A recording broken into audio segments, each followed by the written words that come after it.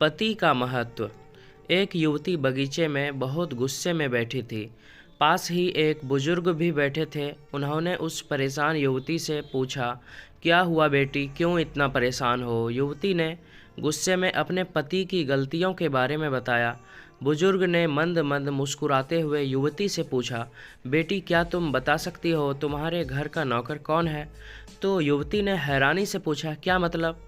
बुजुर्ग ने कहा, तुम्हारे घर का सारी ज़रूरतों का ध्यान रखकर उनको पूरा कौन करता है? युवती कहती है, मेरे पति।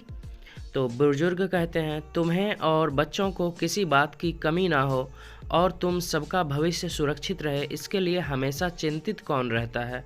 युवती कहती है, मेरे पति।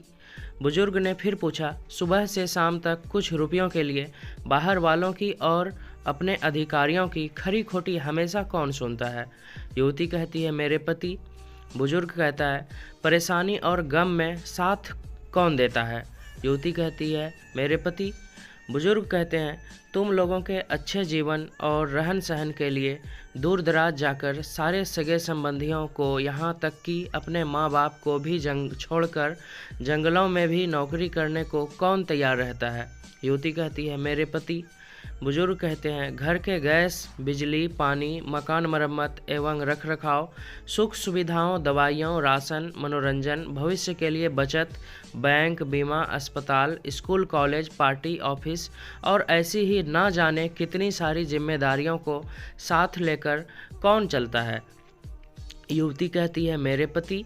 बुजुर्ग कहते हैं, बीमारी में तुम्हारा ध्यान और सेवा कौन करता है? युवती कहती है, मेरे पति। बुजुर्ग बोले, एक बात और बताओ, तुम्हारे पति इतना काम और सबका ध्यान रखते हैं, क्या कभी उसने तुमसे इस बात के पैसे लिए? युवती कहती है, कभी नहीं।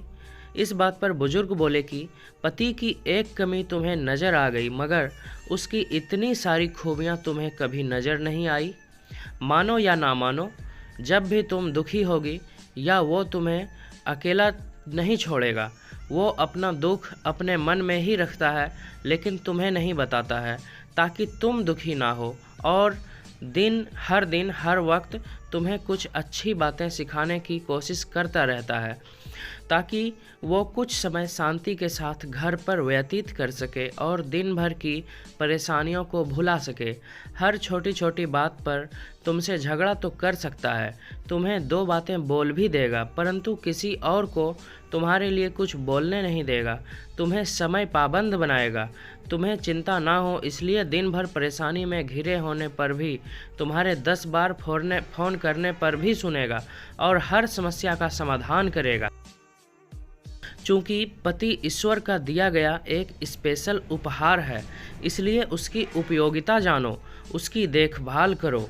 इतना सुनते ही युवती की आंखों में आंसू आ गए और वो घर जाकर पति से माफ़ी मांग लेती है और उसका पति उसे गले से लगा लेता है।